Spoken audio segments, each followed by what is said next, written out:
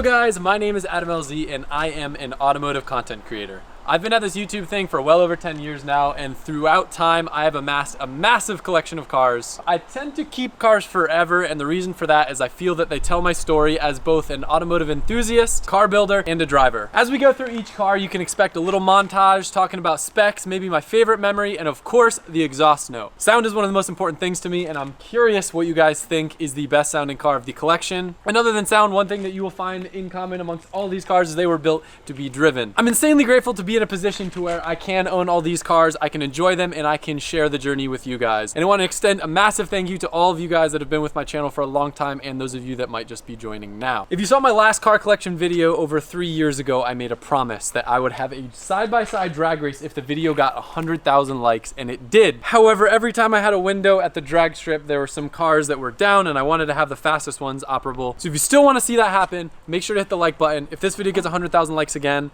I don't care if half my cars are broken, I'm gonna go to the drag strip. I've got an area where I can line 18 cars wide, and we can see how they all stack up.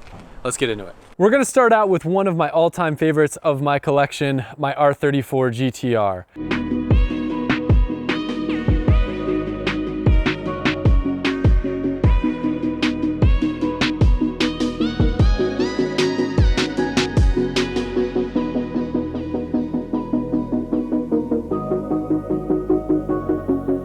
Like any other kid that has ever watched Fast and Furious or been in any part of car culture, owning an R34 was a dream of mine, but the prices of them were so ridiculous, I never thought I would actually own one. Fast forward, I was actually bidding on an air-cooled Porsche because I wanted an investment car, lost on it, and said, you know what? F it. I've always wanted a 34. I knew it would be a good investment, and we would also get to build it. So this is my Midnight Purple 3 V-Spec R34 GTR. The interior, pretty much stock, but where the magic happens is underneath the hood. This car was kind of like a pivotal point for our shop LZMFG because we kind of went from building drift cars to almost like a restoration shop. And on this, it's kind of like a combination of a restoration slash like resto mod, because every nut and bolt underneath the chassis, powder coated, zinc plated, but then we've also got a bunch of titanium. So like my favorite thing on this car, Johan, one of my favorite people in the world and an insanely talented fabricator, did a custom equal length downpipe that has a true 4-inch merge to a complete 4-inch titanium exhaust with a vibrant muffler.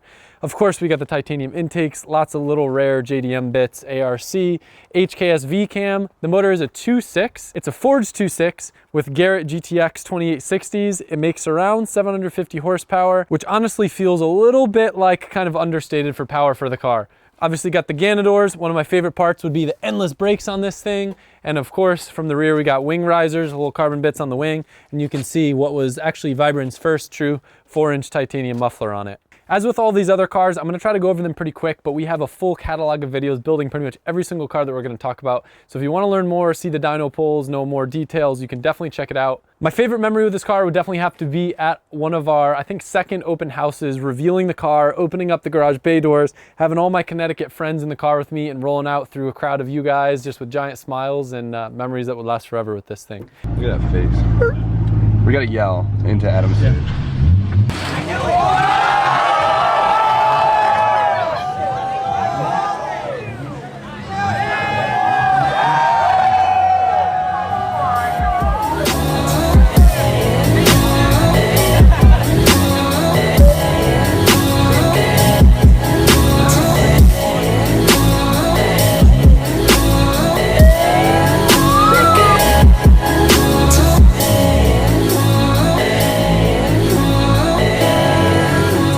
Future plans, I would like to put a bigger engine in it, especially after doing a 2.8 in one of my other cars, and also planning to put a 2.8 in my R32 GTR. This thing can't stay a 2.6, so maybe it'll be a 2.8, maybe it'll be a 3 liter, maybe bigger. I don't know. I'm curious what you guys think. But one of my favorite parts is letting you guys hear what these things sound like. Full disclosure, every single car has been warmed up. It was actually a giant undertaking, and I probably put a sizable hole in the ozone layer just letting these cars idle, but gotta warm up those engines. Also, fun fact, pretty much every single car here runs on Ignite Red ethanol. We've got a lot of money and a lot of time tied up in these builds, and of course we want to protect them, so we use the best fuel where we always know what we're gonna get.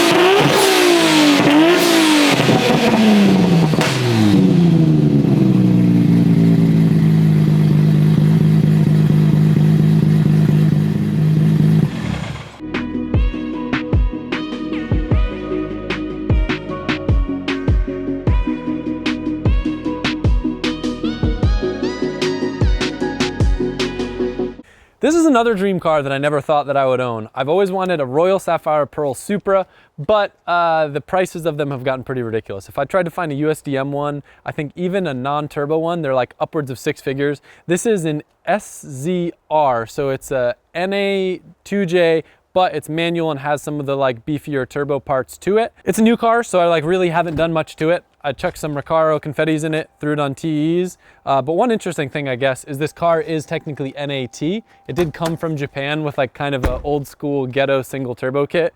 But this is one of those cars I really don't even have that many memories with. I guess you could say my fondest memory was going around the backside of my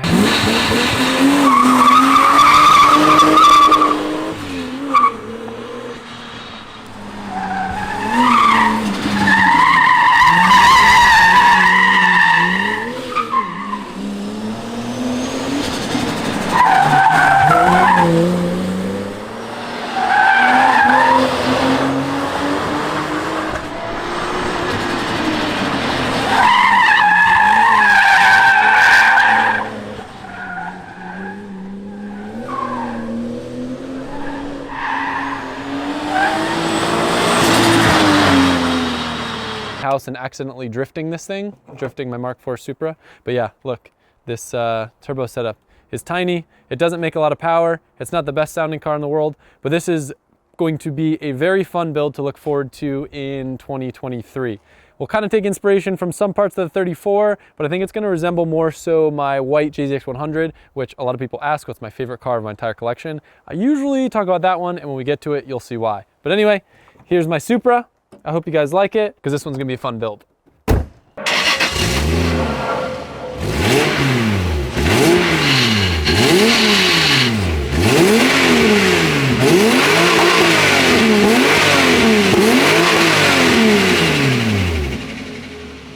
Next up, we have my RTR Spec 5 Mustang.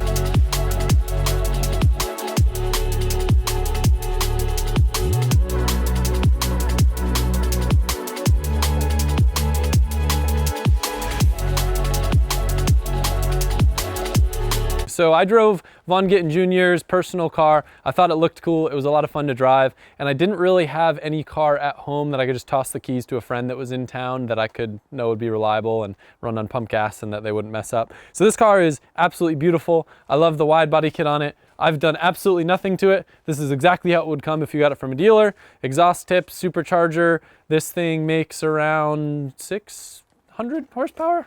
I don't know. I think it's quoted for 750 at the flywheel, but my butt dyno would say about 600 horsepower. Favorite memory in this, I don't have on camera, but Lee over at Monster Performance, I stopped by there unexpectedly and just started laying on a huge fat burnout in his parking lot right next to his super expensive R35 GTR. And they all came running to the parking lot because they were like, there's some idiots here in a Mustang doing a burnout. And they came and were like, oh, it's Adam. I do a lot of burnouts in this thing.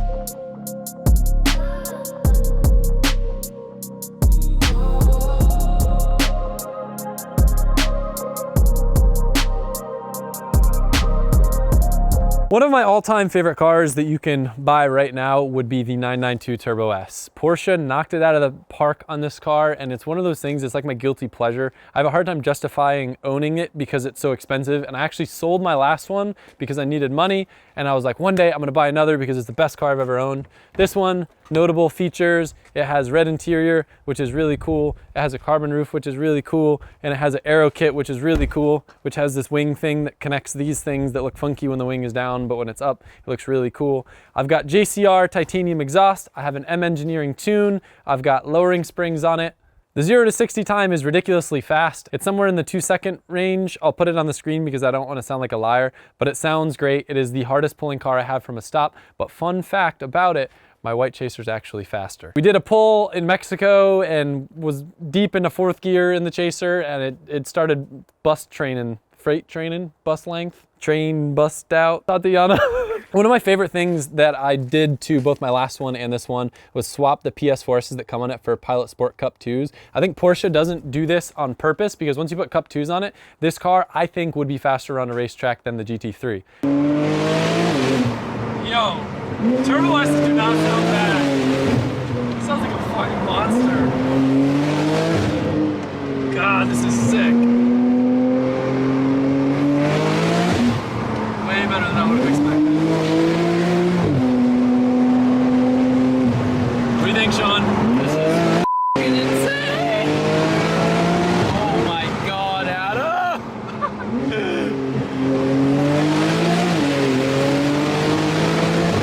craziest thing is you haven't even felt Porsche brakes yet. This is With that being said, I would probably prefer GT3 over this. If you don't know, mine got totaled, RIP. I'll put a clip of that on the screen because I don't have that many fond memories with this yet, but I had a lot of fond memories with that car.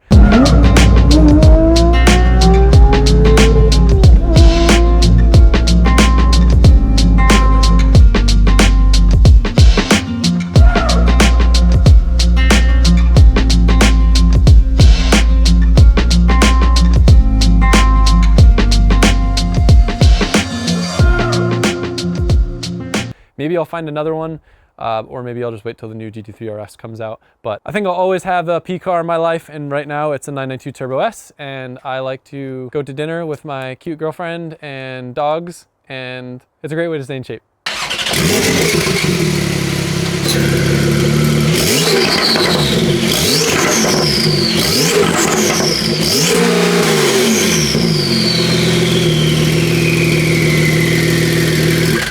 Let's see what this baby can do. The amount of speed through this corner is ridiculous. Kind of terrifying. Ton of grip. Traction control is definitely helping us. Pedaling through this area. Big Porsche brake area, ABS, I'll use all of it. Little loose through that corner, but not bad.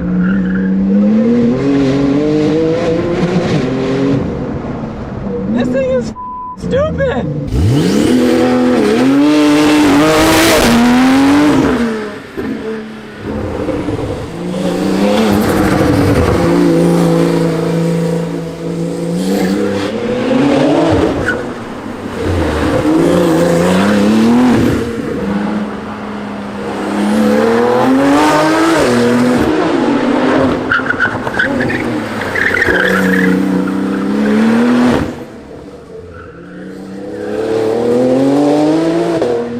Porsche, by the way, I think makes somewhere in the 700s for horsepower.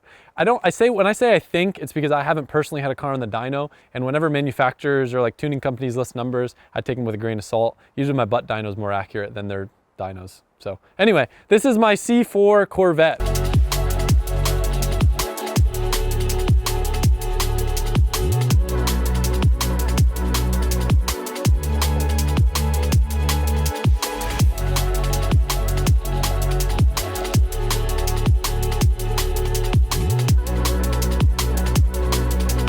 This car started as a 30,000 mile owned by a dude in Reeboks. It was super clean because we needed a car to cut up to install the wide body by Bjork. But the engine that comes in these cars is no fun. So we said, hood's a little funky on this one. Yeah, we didn't build this car. Drift HQ built this car. It wasn't in our shop, and like it didn't come with instructions on how to open the hood. So there's that. So yeah, this car was built by Drift HQ. Chris and Cricket knocked it out of the park on this, and we opted to swap it for an RB25. I actually had an NA RB25 Neo, which, believe it or not, they spool very quick, and if you keep them on ethanol, they can make like mid 400s very safely. That's what this one makes. Still got to go back on the dyno to be retuned. It's beautiful. It's got a Garrett G30 770, PRP bits, Plasma Man bits, D-Schworks fueling system, but you'll notice this car is Drift HQ green. It's beautiful, and the interior on this car is one of my favorite parts. It's got the peanut butter guts, and it's got some cool bits in there. This car I don't have any memories with because it's kind of a fresh build, and it's kind of useless right now because it's so low that I don't really want to drive it and total the very expensive body kit that Ray and Josh spent a lot of time prepping and painting. Also has beautiful heritage wheels that are kind of reminiscent of like a stock C4 wheel, but it's on coilovers right now. The only coilovers we could find were like drag suspension for a C4, which is not ideal for what we want to accomplish with it. So until I can get like maybe an air system for this car, I'm a little too nervous to drive it. But it's got sick curb appeal, it sounds amazing, and I'm excited for many memories to come with this thing.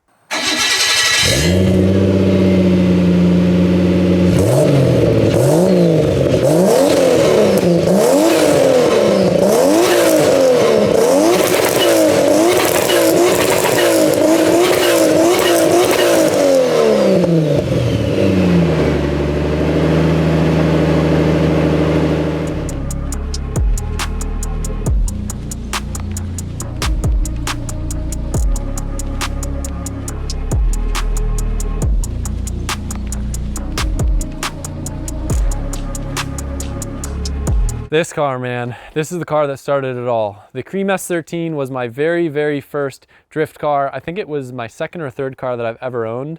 And this is the car that I feel like really started my automotive journey. I knew nothing about cars. I bought an SR240 because that's what everyone said was the car to drift. In the very beginning, me and Jimmy were actually supposed to share this car. That was before Jimmy was a YouTube guy. Now he's a YouTube guy. Shout out Jimmy Oaks. I remember going over to Jimmy's house, trying to figure out how to install these Sparco seats, which were the first ever mod that I ever did to a car. Yeah, they're still installed with the same things that I did back when I was like probably like 18 or 19, and they still work. It's hard because there's like stuff that I want to change on this car. Like I have new seats for it, but I also want to lose the nostalgia of the things that I did along my automotive journey, right? So under the hood, this thing is a forged SR with a G25 550, makes like 500 horsepower, still on a ROM tune. And it's not the prettiest, but part of me wants to leave kind of the nostalgia and, you know, little scratched up bits. Trevor, Motion Auto TV, painted this cover, or I guess I painted it with him. And I would love to like restore it and bring it up to current standards, but I also lose a lot of the dumb little mods that I feel like give it character. This car was kind of a paperweight. It just sat because it was my Memento car that I would only pull out for special occasions. And then my E36 blew up at our LZ Invitational, and I wanted to do something special. So I took this car out and actually won the entire competition with it. Haven't driven the car in years, haven't competed in years, and I did a little bit of body damage, so there's some fiberglass cracks. But suspension-wise, it's GK Tech angle in the front. In the rear, it is, I think, PBM drop knuckles, and then inside, it's got like kind of the mocha guts, which is the brown sparkly metallic. It's supposed to be like a Frappuccino theme. The cream paint has like little green pearls in it. And I guess this would be an appropriate time to mention its counterpart that's actually located in Australia. Luke Fink helped me put together a replica of this car that I went over to Australia to drive. Drove that car across country, just like this car's been across country in the US, that car's been across country in Australia, in Tasmania. I made many memories with that car, which is like a simplified version of this. Instead of CD09, it has an SR trans, and instead of a forged motor, it's got a stock motor with like a head gasket. But this thing rips. It's one of my favorite cars in the world to drive, and it's just kind of too nostalgic to worry about smashing up unless I got a special occasion. Favorite memory in this car, as always, the donuts. My first donuts that I ever did in a car ever over at South of the Border with Jimmy Oaks, and I'll put that clip in here. Turn the wheel, drop the clutch, easy enough.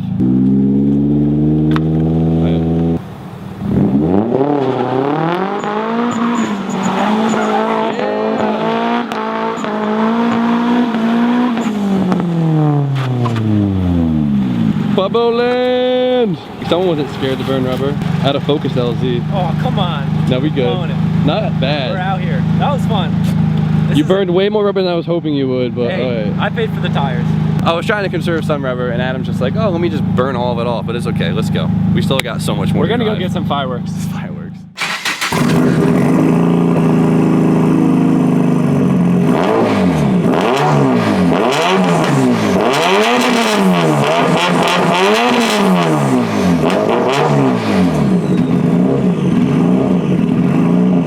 And then we got old girl, my 350Z.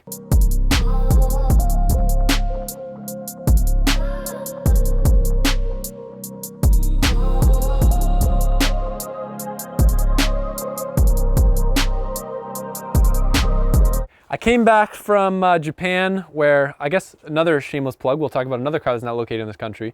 My JZX100 Cresta, which was my second drift car ever, completely changed my mindset on drifting.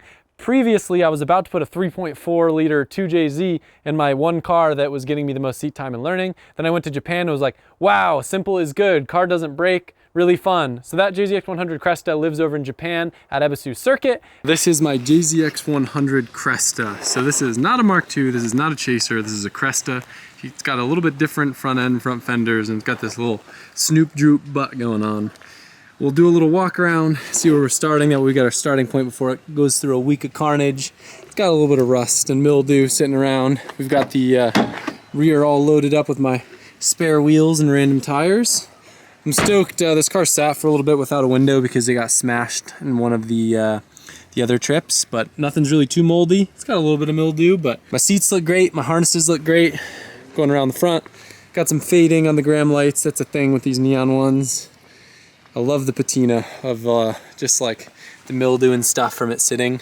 Apparently that's really bad to touch, so I might wash it even though I'd love to leave it. I gotta have monster truck height just because these stock fenders will hit everything. I might take a grinder to them this trip so I can lower it and make it look a little bit better, but. That car is pretty much a stock motor just with some, you know, cut knuckles, and interior's got like a cage and the bride seats and, you know, all that stuff. But anyway, that car's located over in Japan. Came back and I said, I need a seat time car. And eventually, I got the 350Z. After we did a giveaway 350Z, I was like, wow, yeah, these things are really good. Got this car, and I think this car I can attribute more of my progression in drifting as a driver than anything else. Because you just drive it, you turn laps, laps, laps, laps. Anyone asks me what car should I get to get into drifting, I say 350Z. If you got HR money, get an HR. If you only got DE or up rev money, just make sure you're good at putting oil in your car because it's probably gonna consume a lot. Inside, fairly stock. Got my signature LZMFG wheel. You can get it at lzmfg.com in case you want one. Also has Sparco seats. No cage in this car. I like to keep it simple. Sometimes we'll drive this on the street a lot. And then it also has a harness bar. Outside was stock body forever, and then I eventually put over fenders on it to cover up all of the dents. Fun fact with this car, I don't think I have the clip to show you, but its first big dent was actually from Lee hitting me in an R34, which is not a common thing to hit a 350Z actually. My favorite memory in this thing, definitely back in the day when Ginge and Taylor both had 350Zs, all of the, hood feels a little loose in this thing. All the memories that we just had of just, you know, shredding door to door. We went and wound team tandem competition together. Yo, this thing is clean, all right? This thing has seen probably more miles than any 350Z on the planet with the temperature gauge pinned past way too hot. Cause like, I drifted a lot, but I also love to do standstill burnouts and moving burnouts at the end of things till like everything starts glowing red and my temp gauge is like this. It's a great fun machine and it has treated me fantastically. It's like 120,000 miles on it. Had WiseFab on it. Now I have FDF on it, which we are the exclusive distributor over at Drift HQ. So if you need some FDF, hit us up. We'll tell you what to get. This thing rips. It's good fun. Got the signature dual coolers in the front. Future plans with it. Drive the piss out of it.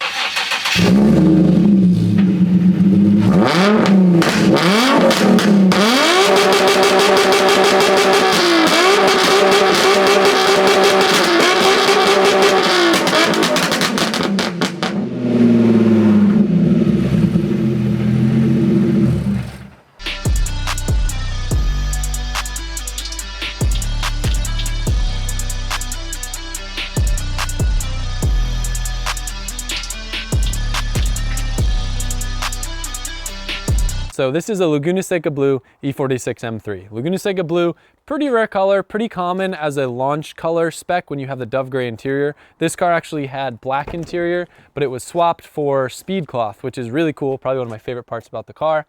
Now, when I got this car, although it was my dream car to own a Laguna Seca Blue E46 M3 when I was growing up, I actually got this car with the intention to give it away. With that being said, we just never really had time to do what I wanted to do with it, and plans kind of changed, and a lot of the parts that I got for this car to build it into a giveaway car now have been allocated to my first car, which we'll talk about in a little bit. But this car, it actually came with the big Brembo brake kit. I recently swapped over to some TE37s. It's kind of my favorite wheel, and I kind of put it on everything, and they're kind of played out, but f you if you hate them, because I love them. They're light, they look good, and it's a great way to stay in shape. I don't have a ton of memories with this car. I would say the fondest of them were probably when this car was located in California. That was like kind of in the beginning of me and Colette's relationship, and we definitely shared some good times ripping the canyons with this thing. Zoom time? We zoom in. We zoom in? We gotta wait for him to be moving.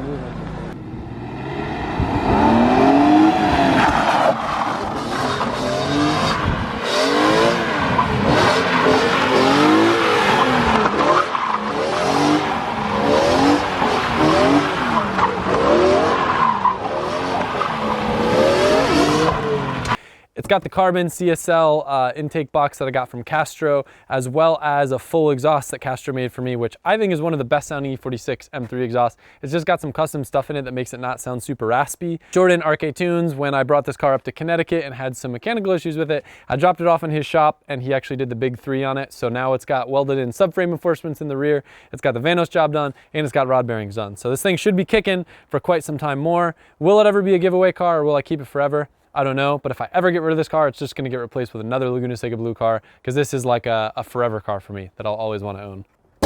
Future plans with this car, again, I don't really know, because I don't know if this will be the one that I keep forever or if it'll be a giveaway car. Oh, also fun fact, I don't know if this ever made it on the internet, but Rudnick actually messed up my front bumper. He did a favor for me and brought it to Jordan's, but there was a strap and it wore away my paint. But he was a good guy and he got it covered and he got me new bumper painted. So thank you, Rudnick, I love you.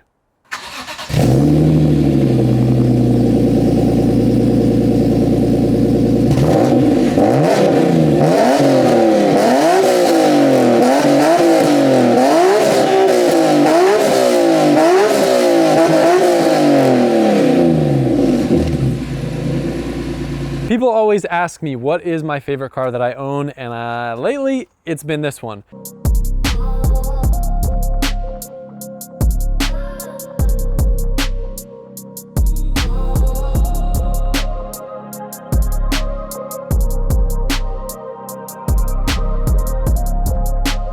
Reason being, this is a JZX 100 Chaser, right? I think it looks beautiful. It's got the stance show car stuff going on, but it's also got some sauce under the hood. You can put your dogs or your kids in the back. You can put all the groceries in the back. And this thing actually makes 750 horsepower. It's got a 2J in it. And well, let me show you under the hood. I think it's like the greatest representation of our work as a shop, because it's something that we turned around very quickly. I think we built this car in maybe a matter of like 2 or 3 weeks, but it's also got a very similar level of detail to the R34. So this thing is a bone stock 2J, unopened bottom end, just with head studs, some Titan 272 cams, you know, springs, retainers, Garrett G35 900.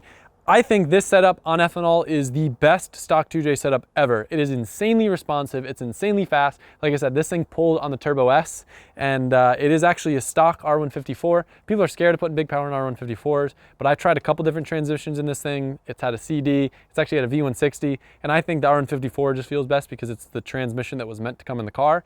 With that being said, I went a little bit softer on the clutch, and I also didn't put a bunch of mid-range in the car just to kind of keep it lasting longevity-wise. But it's got a 235 kind of stancy setup in the back, but you'd be surprised. The thing almost dead hooks in second gear. Very, very sticky tires, but these wheels were actually off my FD car when it debuted at SEMA. They were laying around. I wanted to put them on something, and one day me and Jimmy were hanging out, and we were just like, let's try to put them on the Chaser. So we like added the camber like all the stance people do by like, you know, adjusting the arms. I think that's what they do. And it worked, and it rode great, and it looked great, and it's kind of stayed the same ever since.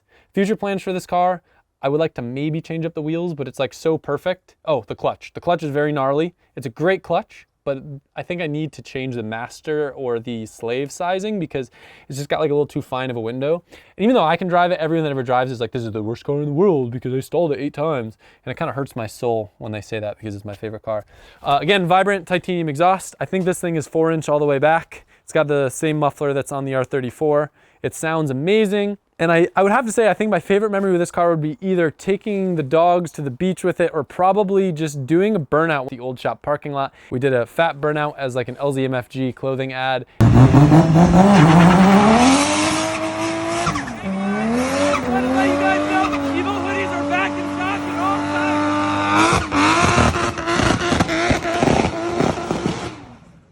And I feel like that ad that we did, it was like an Instagram video, kind of rejuvenated my passion for actually promoting my brand, because before I was like, man, I hate plugging my t-shirts all the time and I don't want to piss you guys off. But then I did that and I was like, oh, I could just do burnouts whenever I talk about merch, and then it's cool. And then I did that, and then we sold a lot of merch, and then we got more cars and then more content. Great car, love it.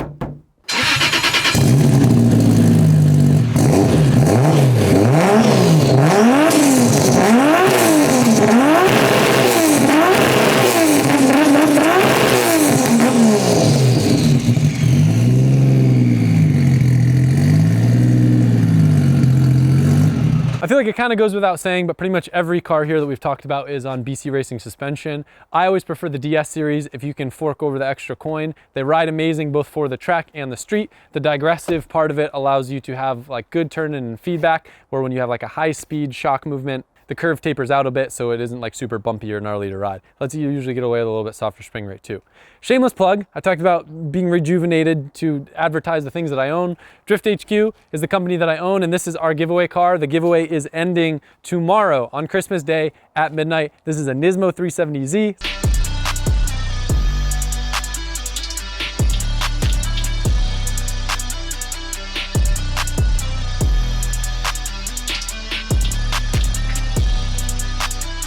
Got FDF angle, the inside has cool seats and sick handbrake in the stock location. This is set up to be a perfect street car, drift car, and every $5 you spend on drifthq.com gets you entered for a chance to win. Sick wheels, sick exhaust, and the color is inspired by my E36. This is an Ozatec Maritime Blue. One of my favorite wrap companies. The finish is so good that like, can't believe it's not paint.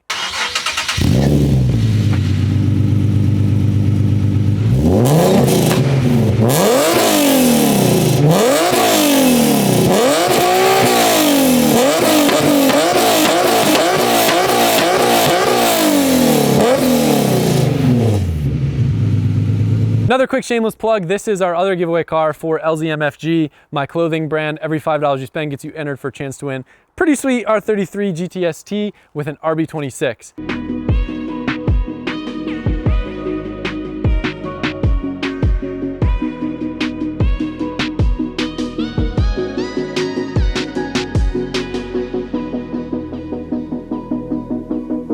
This thing sounds sick. It's set up for the circuit. It's got endless brakes, Regamasters. We're going to do a little bit of a refresh, repaint some things, clean up some things, and honestly just enjoy the car because it works great. We'll give it an engine bay restoration because the engine bay could use a little bit of love, but it looks sick, drives sick, and it could be yours.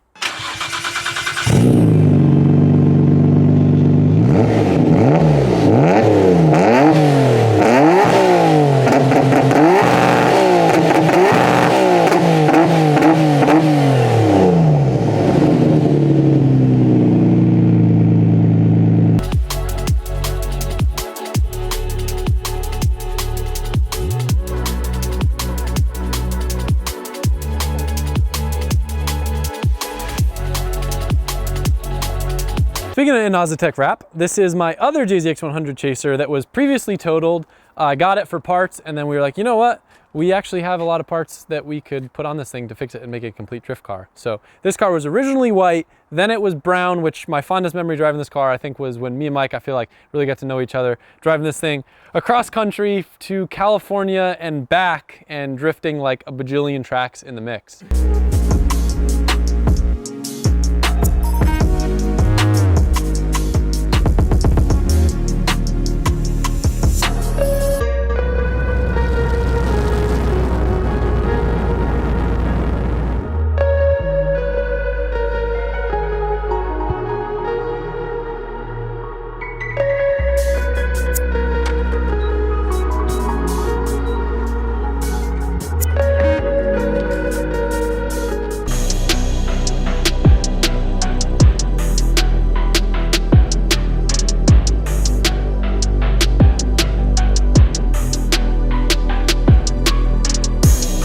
So this car was like totaled like bad, like the entire firewall was pushed in, but now it's just kind of a simple seat time Chaser. The inside isn't the prettiest. It's got some red reclinable brides in it, brand new R154 in it. Outside, of course, it's got the Blitzo 3s. It's got modded knuckles, extended lowers in the front, nothing super fancy, but it does have IKEA formula rear arms that allow me to dial in the alignment a little bit better. The trunk, I think I still have a pretty cool setup. One thing that I like to do with drift cars when they get a little warm is I'll put a water sprayer in it. So you can go to your local like Harbor Freight or whatever, and you can buy a water sprayer, and then when it gets hot, you have water lines that spray your radiator to cool it off. Because with drift cars, we don't get the cool down laps like you would on a circuit track. A lot of times we do a hot lap with like the rev limit, the whole entire lap, and then we just sit in grade and the cars don't get a good chance to cool down. So this lets you lap faster. Yeah, the rear, it's got some paint in it because it's a little rusty. This thing is rough. It is not a clean car by any means, but it runs great. Just like all my other cars, it's on an ECU Master standalone.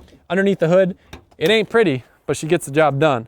Just like all my other cars, she's got a Garrett turbo. Well, G-Series is the shit if you want response and you want to make good power. This car had a G25 660 on it, and it was a little bit much for the stock 1J rods, and you know, they left the building. But now it's got a G30 660, which moved the power curve up a little bit more, which I think is safer. Makes around 500 wheel on ethanol, Ignite Red, just like always. D-Works fuel system. Doesn't need to make that much power. I usually leave it turned down, but it does. It sounds great. It's a blast to drive, and I think it looks pretty good too. Chaser is sick, one of my favorite cars to drift. However, it is tough to follow people that are in like an S chassis in these things because they're a little bit bigger. They don't make grip as much. So it's fun to drive with other slower cars or with other Chasers.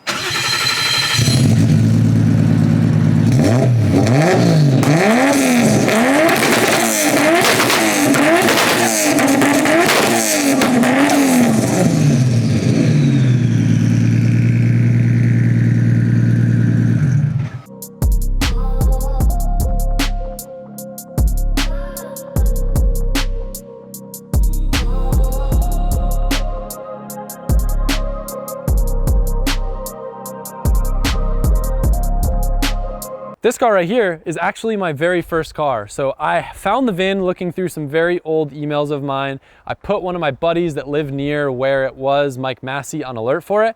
And after like a year and a half, he managed to track it down, and I was able to buy back my very first car. This is kind of almost exactly what it looked like when I owned it. These aren't the same exact wheels, but they're the same wheels that I had. The interior is pretty much the same that it was when I got it. A little rough, definitely could use a little bit of, oh, that's the first time I've seen this. Oh, it's not connected. The car was automatic. It was an automatic 325i, and like, this is when I was into cars, but I wasn't really into cars. I got this car because I saw it on a dealer lot and I was like, wow, it looks cool, knew nothing about it, got it, and then regretted not getting a manual car. Probably like it happens to a lot of people. You know, I definitely had FOMO of not using my left leg as much as I would have liked to. But body-wise, it's a little rough. It could use some love. It'll probably get a full restoration. But the saucy part is what's underneath the hood. Drift HQ has been doing a build on this. FCP Euro has been supporting us to... No, it's the Drift HQ, when they build the cars, they don't give me the manual on how to open up the hood. It's the same problem with the Corvette. So Drift HQ has been making videos S54 swapping this car. My dream was when I was younger to own an HPF stage 2.5 E46 M3. I had gotten all the parts that were supposed to go into that car when it was a giveaway car, but I decided to make this thing spicy and to make my first car something that could be enjoyable. We'd put it on this car. So this, not right now, it's not in it. This is actually just a mock-up motor. We'll be getting an HPF stage 2.5 motor, which is a built S54, lowered compression, and should make in the 700s on pump gas. It's a Garrett G35 1050 turbo. Underneath, the boys have completely M3 swapped this thing. So it's M3 subframes, M3 in the front, M3 drive shaft axles. You can see it's got an intercooler, but everything in this car will be stealth. The boys will be finishing it over on the Drift HQ channel. So if you're interested, you can go check it out over there. I'd say my fondest memory with this car is just all the road trips we used to do back in the day. A lot of them were actually with Jimmy. We would take my car, put the bikes on the roof, or probably just blasting through the back roads of Connecticut with my Tiptronic transmission, trying to make it sound like it was manual. So when I pull up on the scene, I could steal your girl, you know?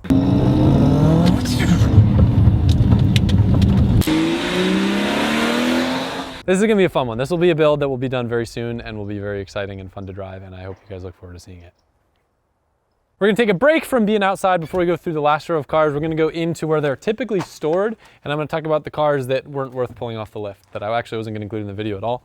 Most of them are just like rollers or cars that don't run right now. This was an E46 M3 cage shell. I got this off Johan. We actually traded, and he got that A90 Supra that he's building. Notable things, it has a nice TIG welded cage, Brembo brakes, and all the M3 drivetrain bits that are expensive. This was the last giveaway car. The winner hasn't flown down to pick it up yet. I think that's gonna be happening soon. The winner's Instagram name is here in case you missed my video announcing it. This is a random S14 kooky shell that I picked up. Will I ever do anything with it? Possibly, possibly not. You know, sometimes cars just pop up and it's like, I might wanna own this at some time, and it's a really good deal, so I'll pick it up. It came with an SR that was actually junk, like most SRs. And then this was just a random white 370Z that I bought, and who knows, maybe it'll be a drift car, maybe I'll sell it, or maybe I'll drive it into a pond. Let's find out. I talked about my Cresta in Japan. I also have 2 other cars in Japan that you guys know about. One of them is an EV1 Lightning Yellow Spec R Aero kitted S15. I haven't done anything with it yet. It's sitting in storage until the car becomes legal. And then I also recently bought a version 6 STI Type R Limited that has very low kilometers. There's been a blast to drive around Japan. It was kind of our rental car the last time we were over there. Another car that's gonna be stored for a while, but we'll probably be driving that car when we go over to Japan. And then I also have a couple other cars that you guys don't know about that are stashed in Japan, some of which are on a boat coming here right now, other of which will be coming sometime next year. But I tried to take advantage of the situation when the yen was low and got a lot of my dream cars before the prices went back up. So more stuff to look forward to in 23. My red AH3 R32 GTR is currently stored up in Connecticut. It's a very cool car that I haven't done too much to other than install the N1 Nismo bits to the car. It has an old school HKS single turbo on a 2.6 motor and is actually making around 600 wheel horsepower on ethanol. I basically took the setup straight off the boat in Japan, put it on good fuel, tuned it on a standalone, and was able to squeeze out some very reliable horsepower. But notably, the car is an extremely clean paint, extremely clean interior, tons of old Logan Nismo bits, and actually has an R34 GTR transmission, which is fantastic with the stock gearing that the R32 GTRs have. When this car's done, it will definitely be one of my favorites. It'll have a 2.8 and a more modern turbo on it that should have a much fatter mid-range and still rev to the moon.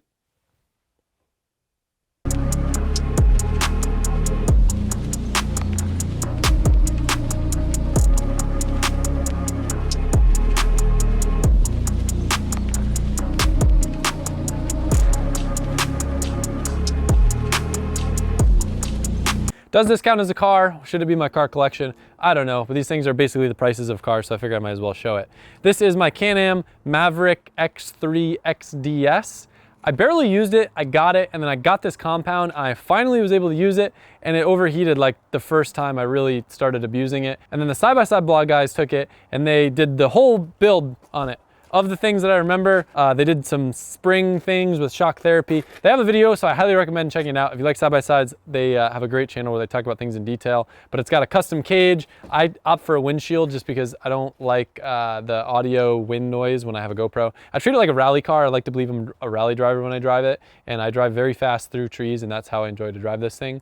It actually has a forged, built, slightly higher compression motor with cams in it. Is it necessary? No, but my motor was already blown up anyway, so I was like, you know, why not? So it's got some BC goodies inside of it, and then it's got the newer turbo, which makes a little bit more horsepower. I think these things weigh like 1,500 pounds, and this thing makes like 200 something horsepower. So it is like, to the wheels, by the way, it is like ridiculously fast. A lot of people are very like unsuspecting when they get a ride in this thing. But favorite memory with this would have to be up in Connecticut, either barely almost rolling it at Englishtown or probably driving it on a dirt bike track through the woods. Actually, I take that back. Favorite memory, Mike just reminded me tying Rudnick in Tommy's parking lot doing wheelies with this thing. That was a big smile moment. Thank you for remembering that, Mike.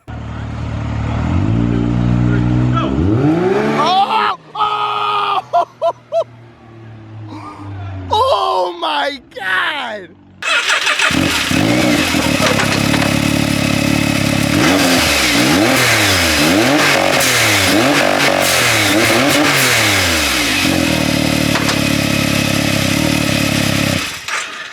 She may not be a car, but she's got over 100,000 miles on her from doing nothing but towing my cars. This is my 2019 F350.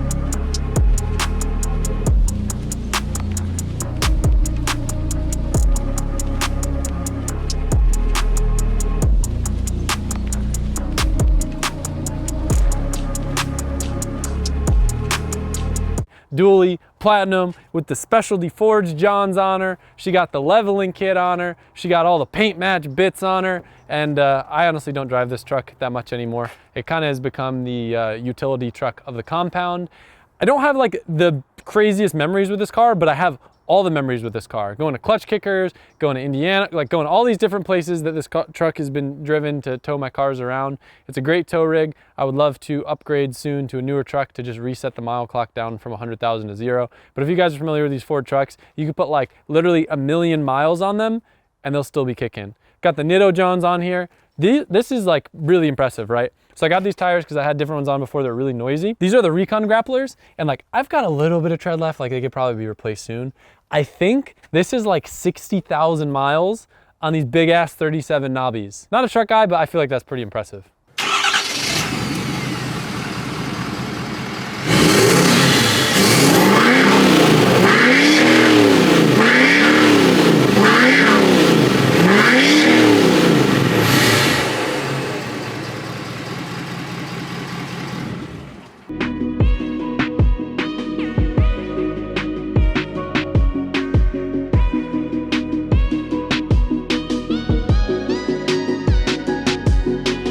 This was one of the recent pickups of New Car Week, as we like to call it. One of my favorite video series that we've done in 2022, where basically every day for a week, I revealed a new car that I got.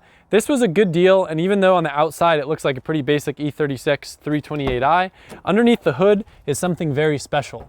This car actually has a full Evo drivetrain swap. So it has an S50 B32, I believe is the technical code. So it's the engine that only came in some special European E36 M3s, and it's actually similar to what we got in the E46 M3s. So it's a pretty rare engine with ITBs. It makes like an extra, I think, 75 horsepower over our E36 M3s, and the sound is amazing.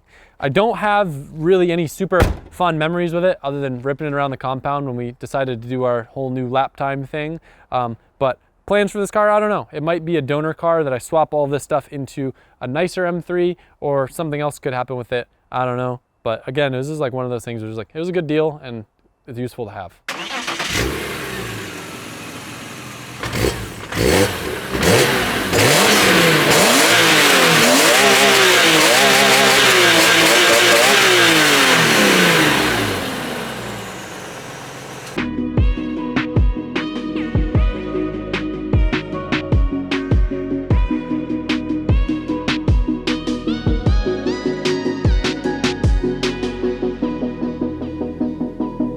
This one right here, if you've been a fan of the channel for a while, I've got to spend a little more time on this one. This is my E92 335i, and I have a video that I really recommend watching because it shows how this car basically was the motivation for me to get off my ass and make something of my life. To most of you guys, this may just look like another car, but believe it or not, this piece of machinery has actually changed my life. I really don't like talking about money. In fact, I hate it with a passion, but I really want to inspire as many of you guys as possible.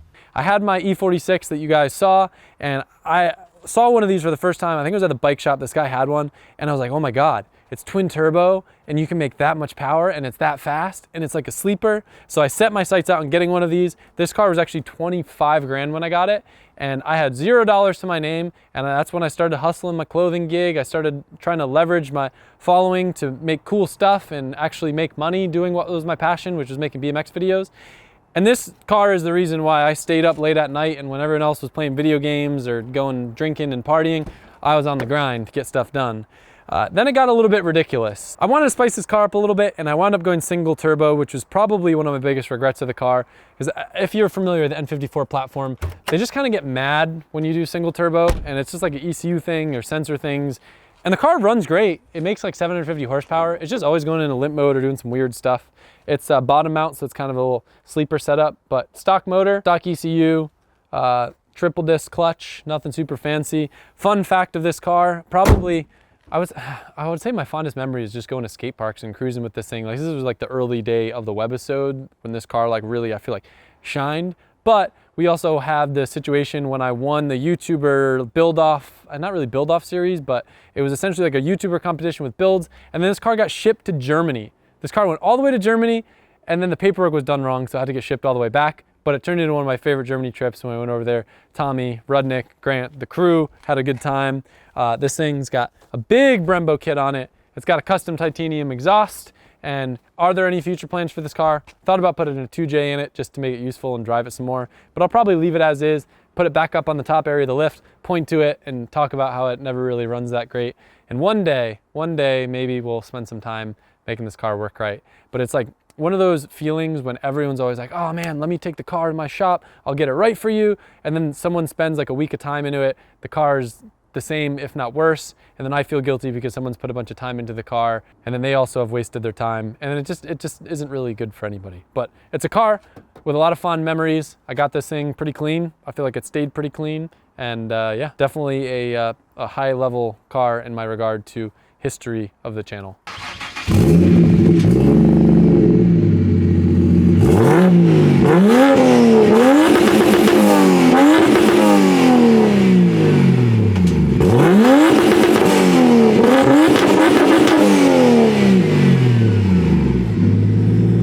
this thing?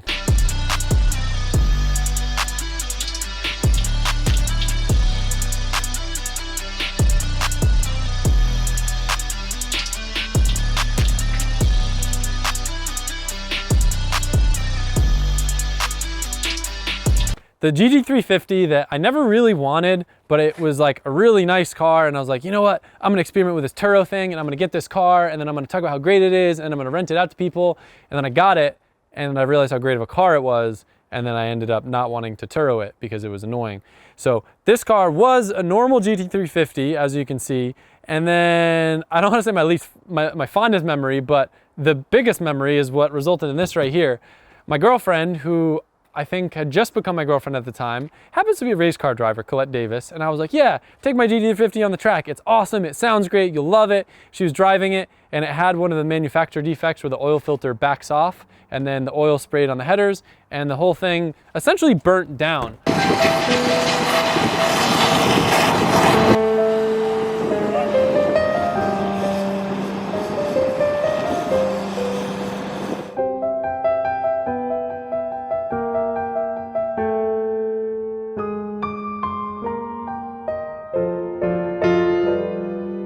Yeah, so this is pretty awful.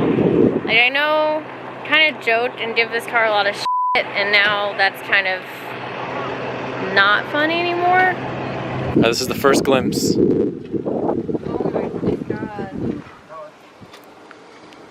But we decided to make the best of the situation, and then rather than just, you know, writing it off as a loss, I got a donor car and got everything back under the hood that was burnt and melted to a crisp, which was literally everything, and then used it as an excuse to put a very odd motor in it. This is a Ford Barra engine. These come from Australia. They came in some Falcons and some other cars. It's a 4-liter inline 6 that comes factory with a Garrett 35R.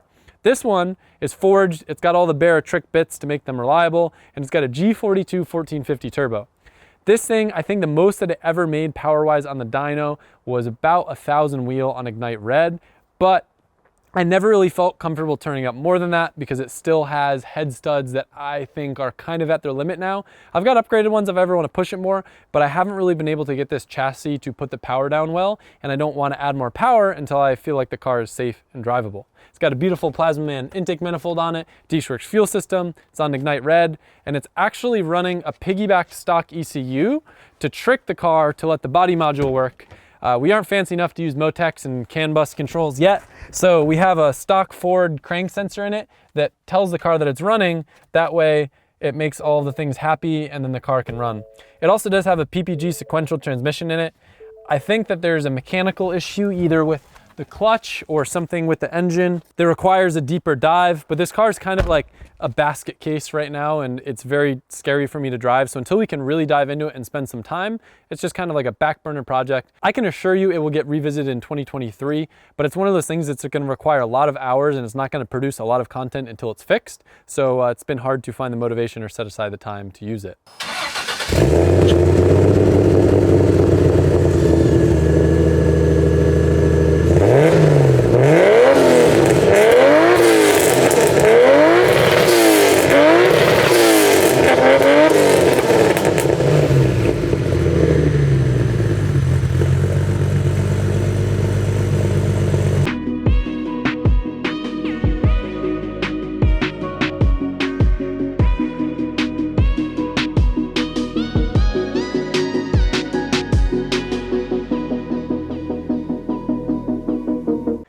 This thing, I feel like I get the same attitude. This frickin' thing.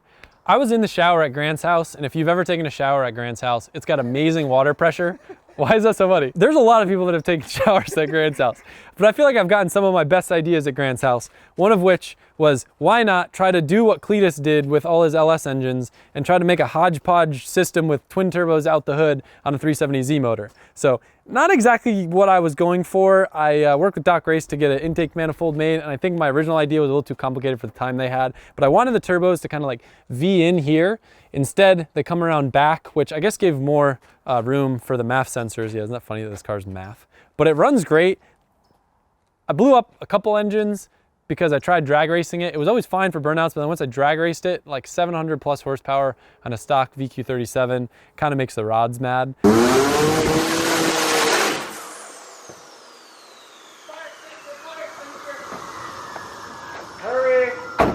It actually has custom headers. This was the first project where I don't want to say met Johan. The first time I met Johan, who's the fabricator that I talked about before, my lead fabricator and one of my favorite human beings, I actually met him when I bought my first 2J for the Cream S13 that I mentioned before. But this was the first thing that he worked on. He built these headers for me, or I guess you'd call them turbo manifolds for this thing. And other than that, under the hood, it's pretty self-explanatory. It does have a GK Tech angle kit, but this is a burnout car. This is the epitome of a YouTube car that has no purpose other than content. Kind of to do burnouts. I did come back from Australia and I was like, man, burnouts are great. I want to do burnouts and I want to have a burnout purpose car. So you got the skinnies in the back and everything.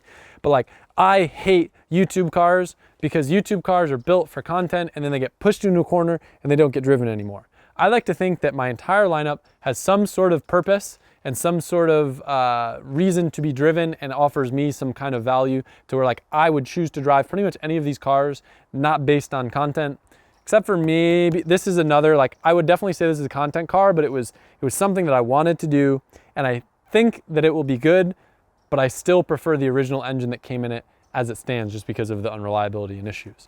But this thing, it's cool. If you hate it, you, because I love it. It makes big pops and bangs and flames. It's stock ECU, but I would like to figure out a way to put it on a standalone because the rev limiter was my least favorite thing about this car. Like sometimes it goes and then other times it goes dun, dun, dun, dun, dun, dun, and it makes my burnout sound kind of weak. And then people think it's me, like, you know, being a loser with the throttle, but it's actually just the limitations of the stock ECU that gets mad sometimes. But this car, I tried to drag race it and it almost put me in the wall a couple times. And I said, you know what? You're good as a burnout car. Future plans for this car usually get started up, I'd say once every 2 months, pulled out of the garage, goes and lays down a 4th gear burnout until I pop the tires, push back in the garage, and rinse, repeat.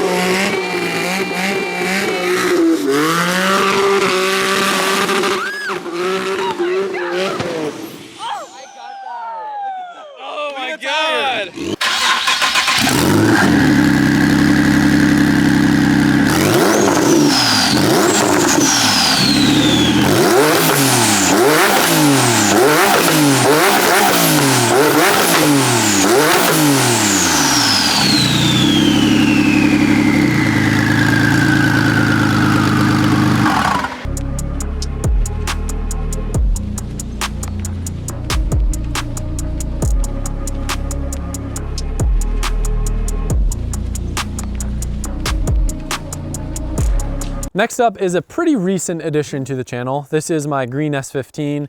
This car has a pretty weird history. It was allegedly a Fast and Furious car, but then people argue about it, and then I guess some dude's girlfriend put it into a tree. I don't know what the accurate story is, but it does have a frame rail underneath it that doesn't look so hot.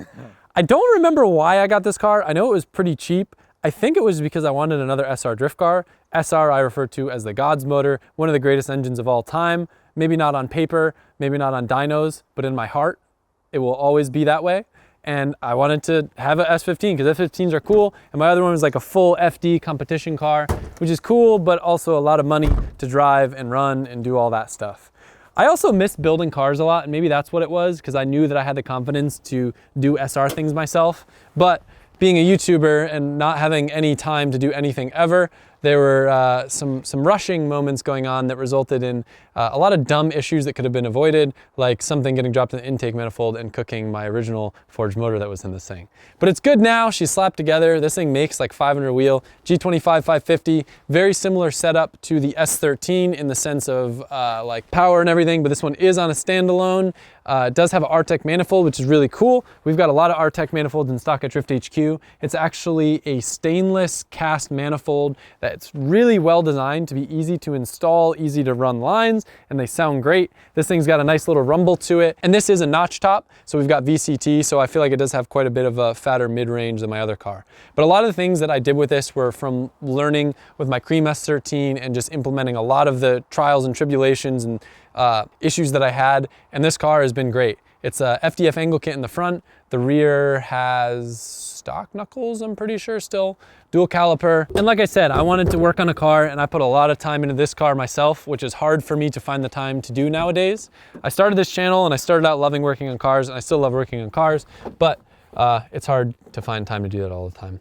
This is like the, I would say, LZ spec of interior, because I always hate gutting interior out of cars. Usually the weight doesn't make a difference. So like people ruin their cars and make them not fun to drive.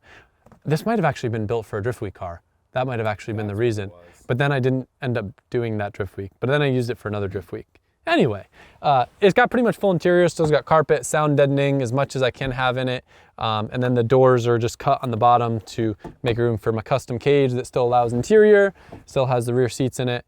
I think it's a pretty cool balance. For the time that this car got turned around, and like Ray absolutely knocked it out of the park with the quality of paint on this thing. It's hard to see because it's dirty. All the cars have been outside for the Invitational. But the problem with this car, I love it. And I used my Vertex Edge wide body. Yeah, don't mind that. Yeah, that sucks. This, gotta get that taken care of.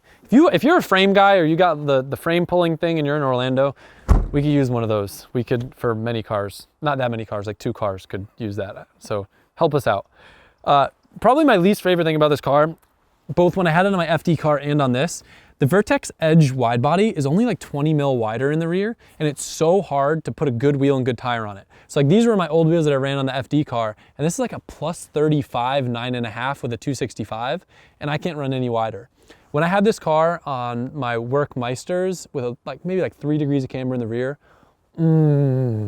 so good. I loved it. It was my favorite looking car, but I don't like drifting with a lot of camber like that because it wears through tires unevenly. So maybe at some point this car will switch to a different body kit to allow myself to fit a little bit bigger tire. Fondest memory of this car, probably driving up in the Northeast through a snowstorm, not having window defoggers, using my arm to like wipe away so I could see, having snow, trying to cold start, worrying that it wouldn't start in some random Airbnb, and then driving a track in the middle of a snowstorm and hitting rev limiter for hours straight and never overheating, and sitting in a hot tub, drunk in the rain. Good morning, it's cold outside, so I'm getting ready for a tricky 85 start. Low angle. I love a nice little flick like that.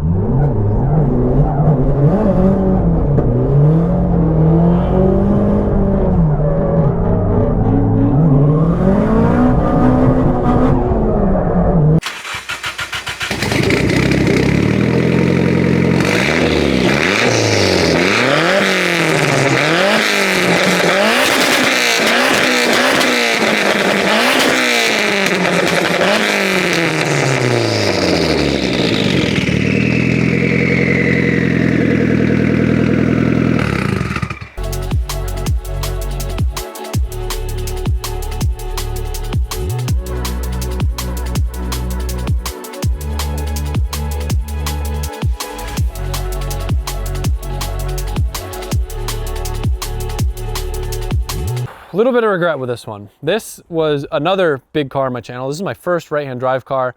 Actually, this might have actually came first after I got back from Japan. I thought it was a good idea to have a seat time right-hand drive. Actually, it might have come before I got my Cresta in Japan, because I got it to maybe practice right-hand drive. I don't remember when it came, but I realized that RB, not really the greatest engine for drifting. I got the car and it actually had a blown motor from the dude that I got it from, which sucked, but I made the best of it. Learned how to build an RB25 with Kevin Lawrence back in my garage. And then this thing became the white, covered with red stickers, street machine that I drifted, won maybe a couple competitions with, but I loved it way more as a street car.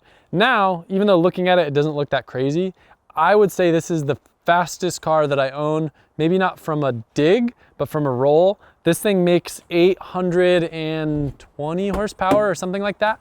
It's an RB28 bottom end with a Neo head with some big Kelford cams in it, and this thing rips. I think we rev it to like maybe 8,800, maybe 9 grand. I don't think 9 grand, but it's got a G35 1050 turbo on it.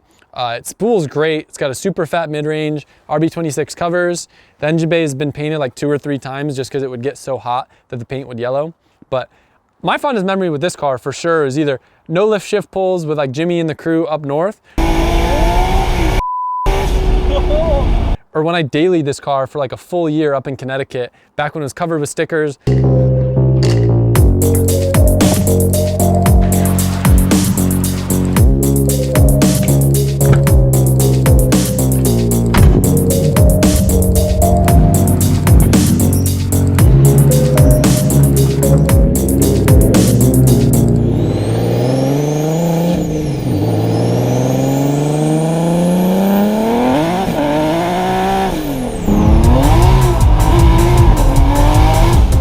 I would have to bolt check it every morning because it's got GK Tech, you know, full drift kit in the rear and the front, and you know, Heim joints get loose in Connecticut shitty roads. So that wasn't necessarily the most fun thing, or dealing with blown turbo gaskets back when it had a T4 manifold. I had to do that a couple times. But now it's got an Artec cast manifold, which is beautiful, sounds great, and since it's V-band, we don't ever need to worry about blowing turbo gaskets. Another cool feature on this car, you can't get them anymore, I wish you could. HPI made these radiator saver condensers.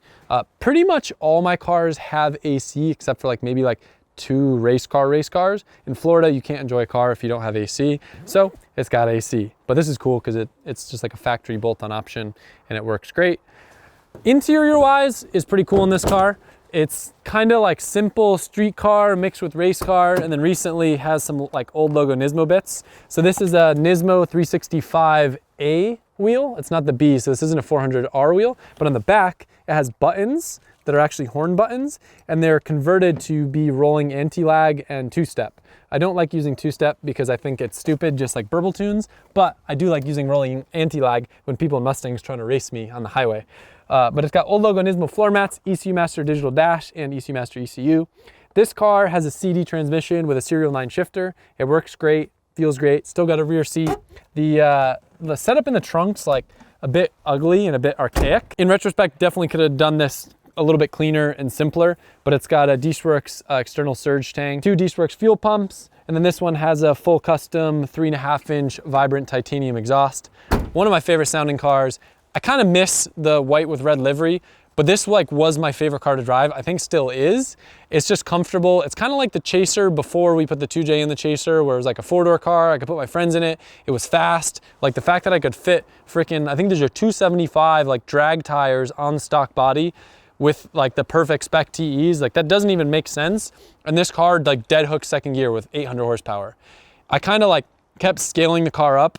When it made 600 horsepower and I finally figured out how to put down the grip, I was like, okay, we'll go a little bit bigger turbo. Finally figured out how to make the grip. Okay, we'll go a little bit bigger engine.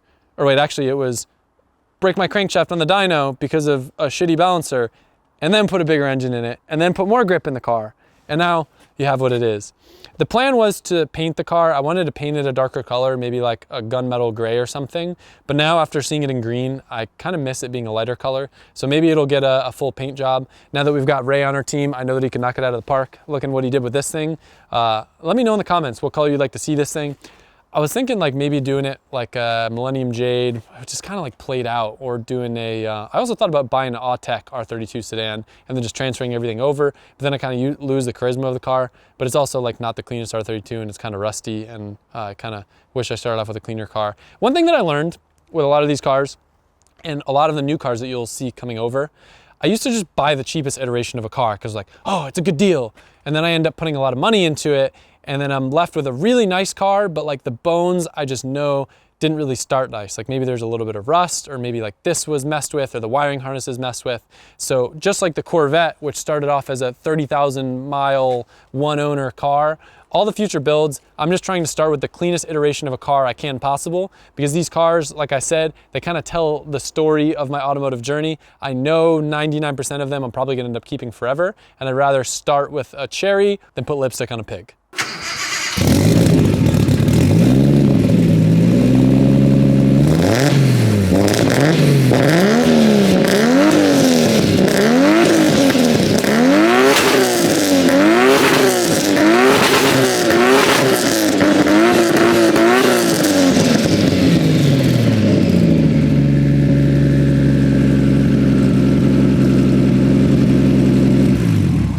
Speaking of buying the cheapest iterations of a car and then essentially doing full restorations on them, welcome to my CRX.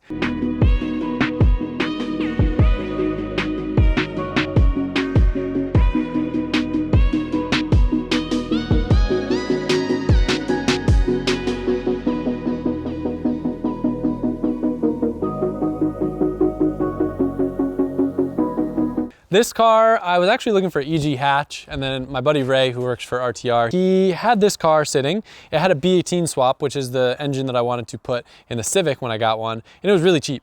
It was like $4 and it had all the parts that I need. And the only purpose of this car was to basically have a car that my friends could drive and rip and do laps around the compounds. So we could have like a Top Gear style leaderboard of lap times. And then it kind of turned into the BC Racing branded compound lap time car. So it had to look good. So we painted it BC Racing gold with the two-tone black underneath. Ray knocked it out of the park. But what's cool about this car is it was essentially built with 99% of the parts that it came with. So this wasn't like a lot of my other cars where I just start swiping my credit card a bajillion times and run up a massive unrelatable tab. A lot of this car was just, you know, a little bit of paint, a little bit of polish. On the inside, the two most expensive bits would be the Recaro pole position seats, which are wonderful seats. My custom Yashio Factory Collab 4-point harnesses, which you can find on my website. And then of course, the custom cage done by Bell Raceworks. I did a drift style cage in this, which a lot of people found to be kind of funny, but I knew that the purpose of this car would be to rip around the compound, and there's a high likelihood that it could get wrapped around a tree. So I wanted it to be as safe as humanly possible. And when I gutted the doors and realized how much space there was, flaring the door bars out like that and adding intrusion bars just felt like it would be a lot safer to me. And then I have more peace of mind when people that aren't experienced driving front wheel drive rip this car around the compound. It is a GSR swap, so it's a B18C. It has the transmission that comes with that as well. I think the ratios are a little bit shorter. It has an LSD in the front. It's got a cable driven shifter. I don't know much about Honda stuff, so maybe I'm missing some important details. It's got the smelly intake manifold with the skunk stuff. Actually, this was another thing that I bought. This was a new JDM intake manifold because I thought, it's been a long day. I talk about a lot of car parts. It's got the smelly intake manifold, and then it's got the new JDM valve cover garnish. And then like literally, like, bro, I painted the headers, dude. I could have got new headers. Everything for this car is so unbelievably ridiculously cheap that I could have probably got new headers, but I painted them. Why not? Pretty soon we're gonna get it set up and I'm gonna start Cerakoting things and doing everything the right way. But it does have an SIR front end. It looks great. I don't remember what it weighed, but I think it was under 2,000 pounds, and this thing almost made 200 horsepower. Jamie Marsh tuned this car along with pretty much every other car here. And yeah, she's on Ignite Red as well, because why not? And we did as much as we could on her, and I think she cracked like 198 horsepower on the dyno. So not to be slept on. Looking forward to taking this to a Honda meet soon and hanging out with my fellow Honda brethren. I was so surprised how much love this car got. I think this is like one of my most liked Instagram posts of the entire year. I love it, and I think it's the coolest car, but I didn't think so many of you guys were gonna love it. Maybe because I don't like build Hondas and I approached it with a different kind of mindset than a lot of people that build Hondas. And that's kind of what I feel like is the story with a lot of the cars here, because usually I'm not a part of the community at all. Like when I got my first Evo, which we'll talk about next, I didn't know anything about Evos, and I kind of just throw myself in head first. I learn as I go, and I pull a lot of things that I've learned from maybe the drift cars or the race cars or the other street cars that we built in the past. It's been a long day. But anyway, here's the CRX, many more memories to come, but my fondest memory would definitely be probably cracking VTEC for the first time. I don't have the video of it, but the first time I cracked VTEC, I remember I had Colette in my lap, no seatbelt. We were driving around the compound. She's like, "Why did you buy this thing? This thing sucks." And I was like, "Just you wait." And then I was, and then she's like, "Whoa." It may not be fast, but it sounded fast. But back then it actually only made like 110 horsepower because it had a lot of issues. But then we fixed them and it made almost 200 horsepower.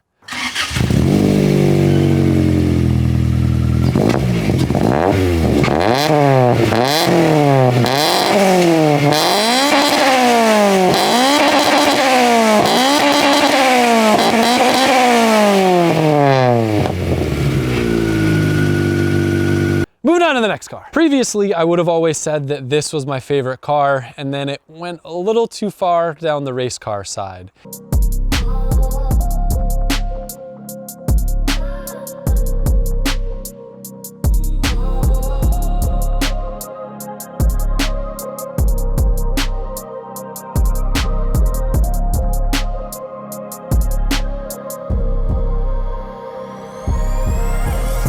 Between having a little bit of feud with Tommy and then wanting to break the lap record at the firm, which it tied back in the day, this thing may look like a normal Evo 5 on the outside, but underneath it's got full chromoly race fab arms. It's got a built motor from MA Performance. Interior wise is pretty stock other than a steering wheel, but it does have endless brakes. And usually I'll have slicks on this thing. The hood cable, I think, hold on. I actually took this thing to Grid Life and was pretty competitive with it, but I had to put these stupid tall tires on it and they wore through the harness and they wore through the hood prop cable, so I got to fix that. This is not a pretty car. This was like kind of like a Connecticut build and then it blew up.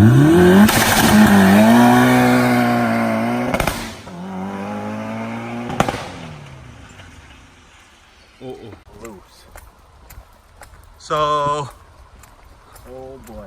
we don't want camera, of course. And then Justin over at Morfab helped me put it back together. And you know, it's modest. It has a G25 660 stuffed into like a stock rear section, so it's still kind of like a stock Evo turbo placement on a standalone, on ethanol.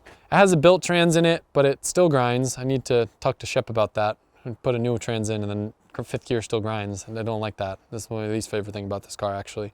That and the LSD in the front. It's got a 1.5 way Cusco front diff, which is like what you need to put in these things if you want to have power and also be able to steer.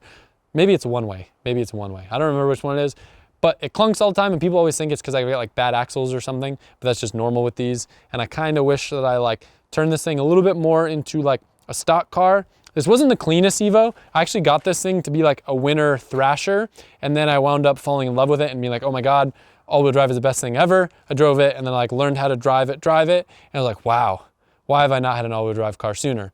So at some point, I would like to do a restoration on this car, being my first Evo and all the memories that I've had with this car. But for now, it is still kind of like the present day track Evo until I have time to build the next one.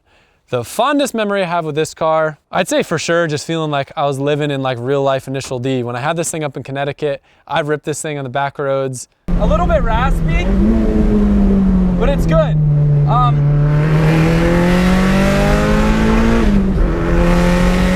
It almost kind of sounds like a Honda in a way. But the way that this 9 delivers power for coming out of corners is... Late at night, I literally listened to like Eurobeat, and one time I even put on racing gloves when I was driving on the street. Real tacky, I know, but there are some big smiles, a lot of special memories made in this thing. A lot of friends made, a lot of memories. I even drove this thing one time when I first got it from Florida all the way up to Connecticut. I think you'll be able to see the upskirt from back here, but it's kind of tough with the carbon diffuser that I have. But the rear end looks crazy with all the chromoly arms and everything. See if you can stick it through the hole. With the titanium exhaust and everything, yeah, it's hard to see, but it's up there. Morfab did the titanium exhaust on this. Again, vibrant titanium, and it came out sick. He smashed it out of the park.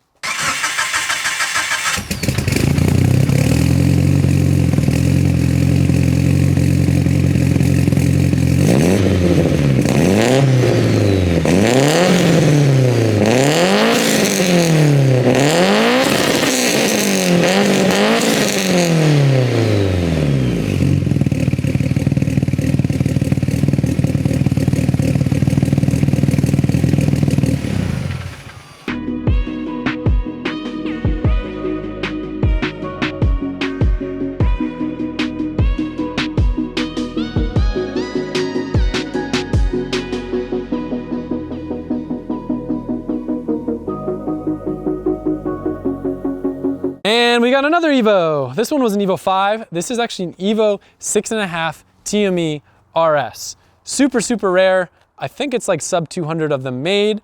The reason why I got this car is because it was ridiculously cheap. No one wanted it because it had a roll cage in it. This car was someone's track toy, and yeah, it's got a roll cage that hasn't been painted for like probably 5 years. I got a bunch of stuff to make this thing nice, like carbon interior panels, and was planning to redo the interior on it, but it was one of those things that just kept hitting the back burner. I wanted to build this car into some sort of like time attack monster, using some of the stuff that I learned from this car, have a similar brake package for this car. I bought a Bosch ABS system for this car, got all the same race fab chromoly subframes and R's for this car. But engine-wise, it is already a forged 2-liter 4G63. It's got an FP turbo on it. Stock ECU, but it is on ethanol, so it does make a little bit in the 400s. My recent love with this car is four-wheel drive drifting. I came back from Japan, and Daigo kind of showed me how to drift his four-wheel drive Subaru, came back, and I decided I'd try it with this. And I got to do some four-wheel drive drifting in it.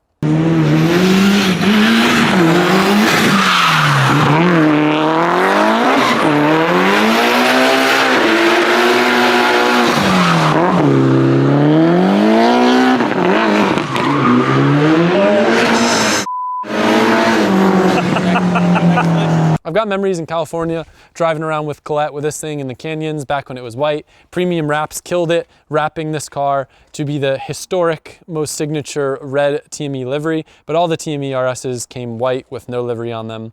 Car rips as is, and people ask why I don't take it to the track. I think it's just because my white Evo is so much better equipped to handle the track that I know this thing will be slower, so it's hard for me to find a point to bring it out there. I'm excited to build this car.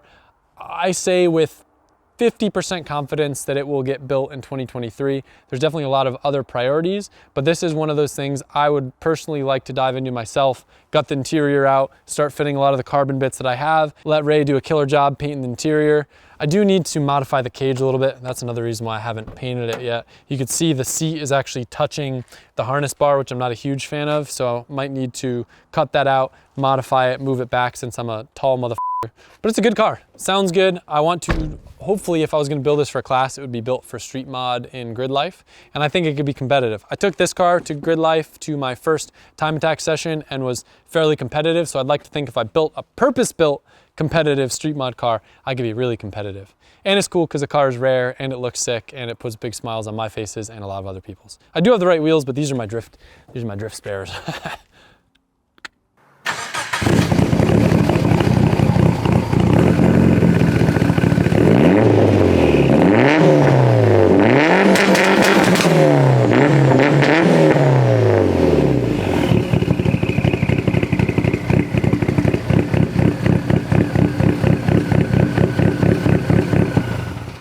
Right here, next year, will be parked my yellow Evo. I have a yellow Evo 5 that's sitting over in Australia. That one also has a built head. I don't think it's a built engine, but it's got the Evo 8 interior swapped into it. I put some miles on it driving across Australia and it's been chilling over at Luke Fink's place. Yellow Evo 5s are really rare. I found one there. It was a really good deal. I got it and it's been sitting in storage waiting for me to come back, and I haven't found the time to get over there, but I'm excited to go reacquaintance myself with that car and then bring it over here next year and park it with my other Evos. And maybe that one will be the street car Evo. Maybe that one will. I don't know which will be the street car Evo or what all their purposes will be, but I feel like I could never have, if I could get an Evo in every single color, I would. It's one of my favorite cars for sure. They're great. Highly recommend. And then we got this thing.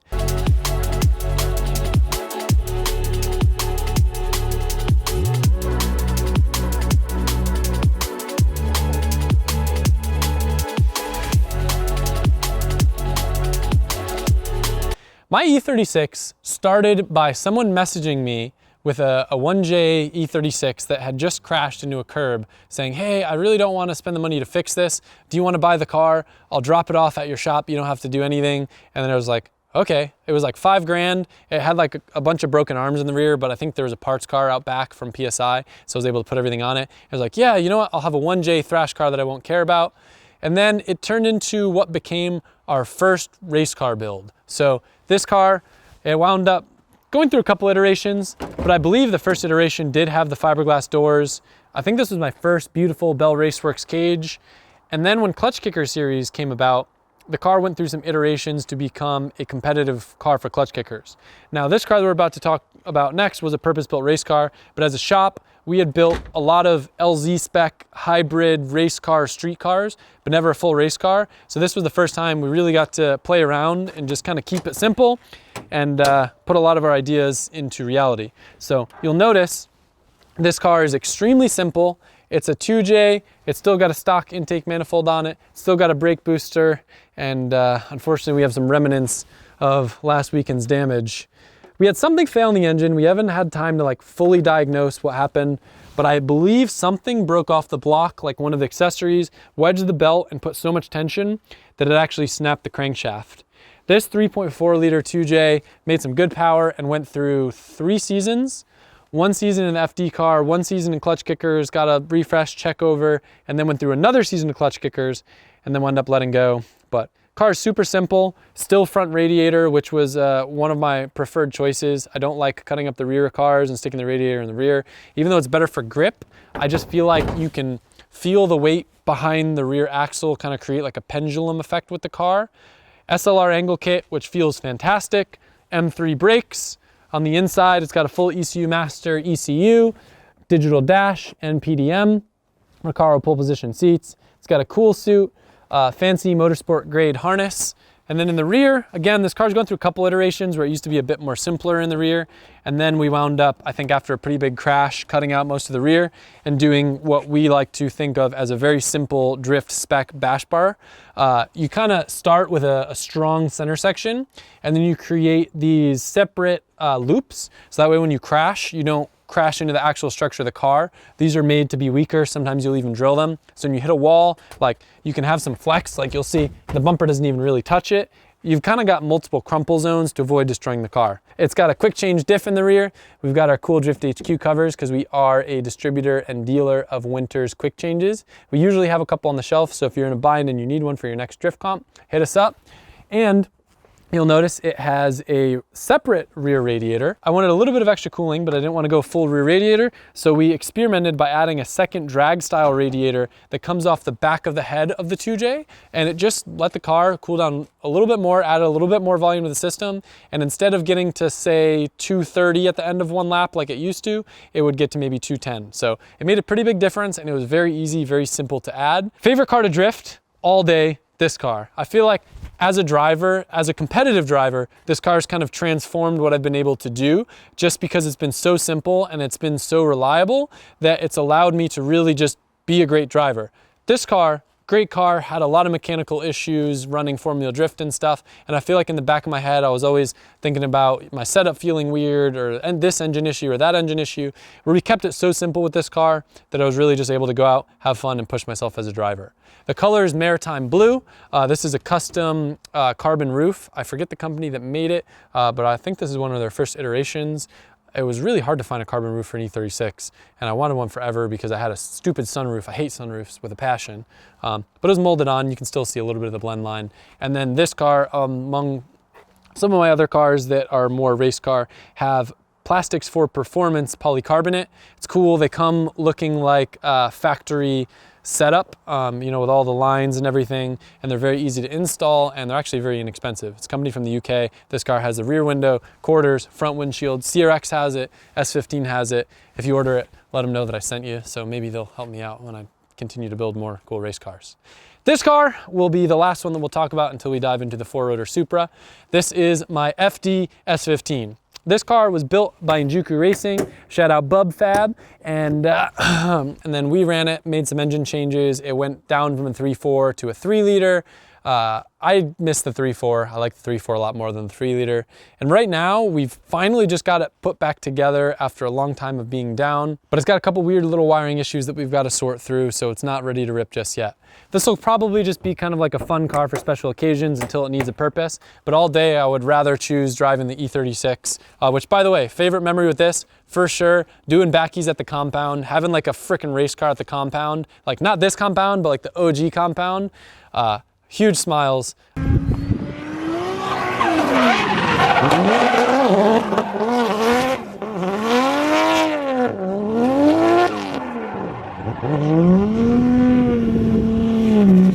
I think it caught fire a couple times doing burnouts. Those were good memories, but definitely doing the backies.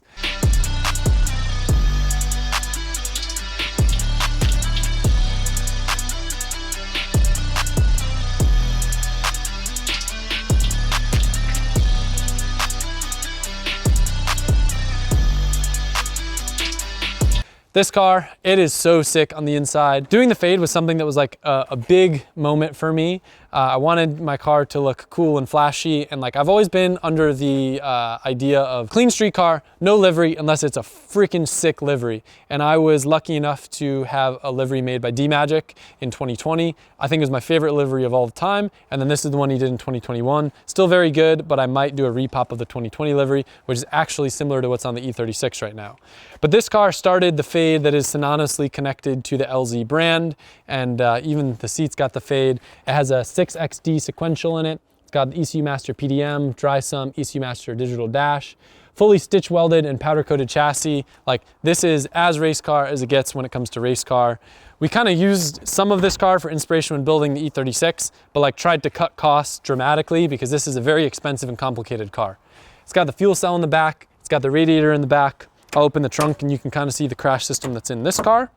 But this car did operate for 3 years of Formula Drift. I won a couple battles. It's not like I was a champion with this car or anything, but it certainly was a competitive car. And maybe one day it'll find itself back in Formula Drift. But for now, she's just getting refreshed to look good again.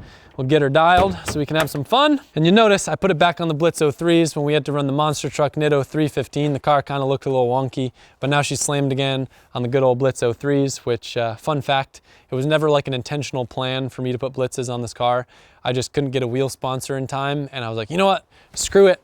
I got all these Blitz faces. I rung up 3-piece US, and they're like, sure, we'd love to build all these to suit your FD car so you can go drift on them.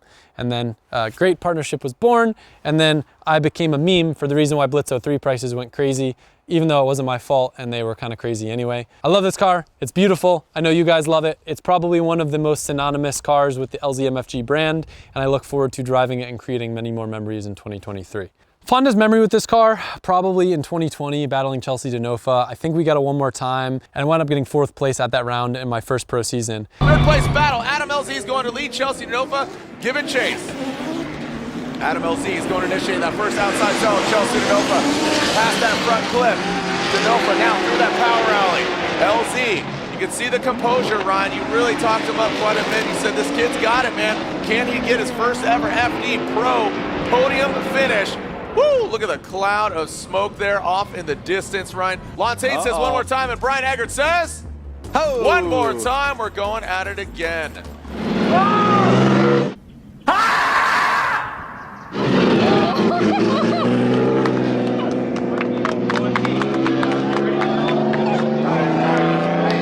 I never had the intention of driving pro in Formula Drift. I only did it because there was a modified COVID season and I could get away with only doing 4 rounds. And then I kind of got myself stuck in the system where then I decided I want to go back to pro spec, and I wound up doing pro again. But 8 rounds is a big undertaking. It's a big life choice, but I love it, and it pushes me to be a better competitor driving with some of the best people in the world. Also a really great memory, taking this thing Christmas shopping with Colette, sticking a tree on the roof, doing donuts around the tree, ripping on the streets.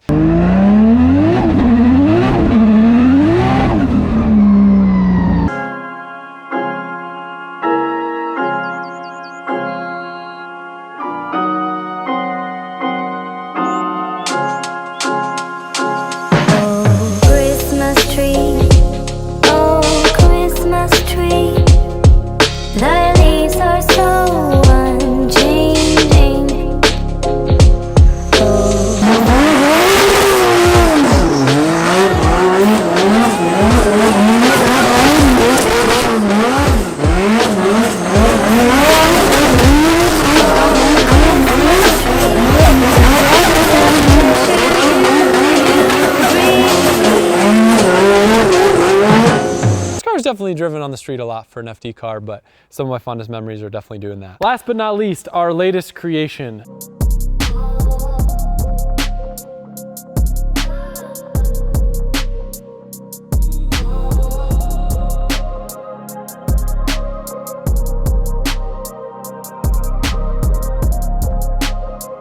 This is an A90 Supra that I bought crashed. It had a rear quarter damage to it, and then implemented a Street Hunter wide body kit. This also has a Cage Kits roll cage. The purpose of this car is fun. And actually what happened with this, I had an FDRX7 and I was going to put this 4-rotor in it that Mike Vargas built for me. It's an NA full peripheral ported 4-rotor custom header by Johan.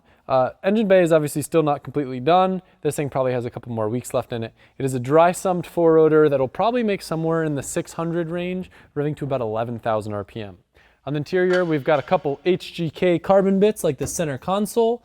It's got an ECU Master keypad, an HGT sequential transmission. And the purpose of this car is literally just a cool looking modern car that's gonna be fun. I bought this 4-rotor for my FD, and then I realized that the 4-rotor is gonna be way too race car for what I wanted the street car FDRX7 to feel like. So I said, you know what? I will find the coolest chassis, ideally something crashed that I won't care to thrash and beat the crap out of, because I want to enjoy that engine, and I knew I wouldn't have enjoyed it in an FDRX7 with how expensive they are and how I wanted to use it. In the rear, it has an HGK subframe with a Winners quick change. It's basically the beefiest setup you can run for drifting. Again, from Drift HQ, holla at your boys if you need it. And then this car's full Wisefab in the rear and the front. Purpose, drift events like festival, big style, wow, flashy, bring smiles to lots of people's faces. And then also figure out a way that we can change over the rear setup and use this for some time attack style driving as well. Purpose is to put smiles on me while I drive it and smiles for you guys, and it is definitely on track to that. It sounds insane. We were able to start it up at the event.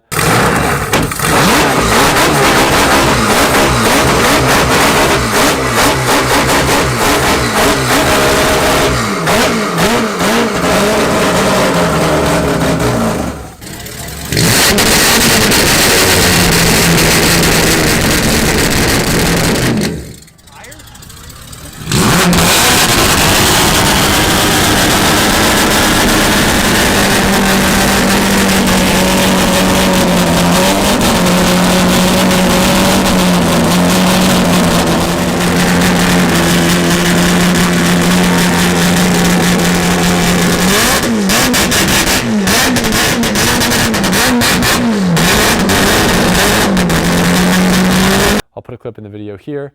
Looking forward to finishing this and creating some amazing memories with it. So there you have it. This is pretty much my entire car collection. Many more to come in 2023. This is the first video that you've seen. I hope you join along for the ride. I gotta give a special thank you to a lot of the partners that have helped make these cars possible, including BC Racing, Nitto, ECU Master, Deeshworks, Radium, Vibrant, Garrett.